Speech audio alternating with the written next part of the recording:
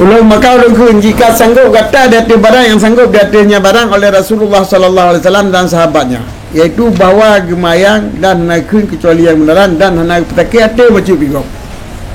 Hotel mayang harus petaki hati ke gok macam itu.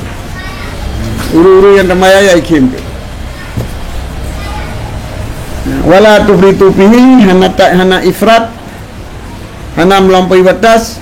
Watak tasir walai ayanan ala nudur, dan kata simpan di atas mayang 3 menteng. Ayanan akan beberapa waktu di atas jarang sesekali. Dia mulai bunga tak benda kim tak mayang engkau sampai taluk dalam lembu di mayang engkau. Hai terus baca tilak bunga sampai baikat lembu kan. Pala harja alai kafi lagi nya anta jaga bek dulu tak tiat-tiat menteng tak mayang hotel perle.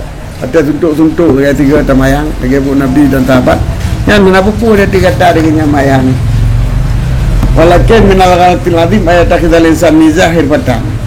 Yang paling daripada dipakai salari bawa juga oleh manusia akan mayangnya sebagai tempat mitapen.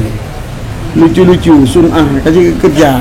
Sibuk mayang tapi bisnis lucu jiwa dibualehi wa yufritu fihi, yang muadabah hatinya dan melampaui batas padanya.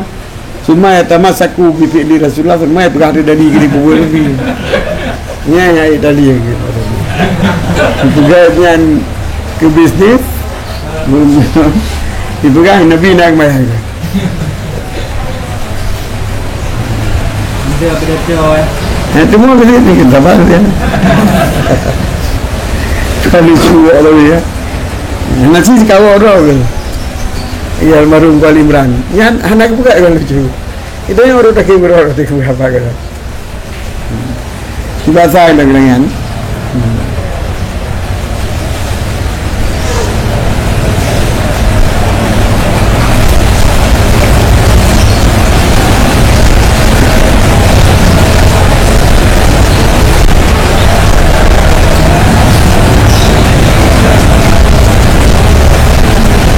nah orang yang tanya nak cakap apa lucu cik orang bukan kenal je kerana hadkan dicipta tanya cipta ke cipta lucu bahasa juga kenal kalau bahasa kenal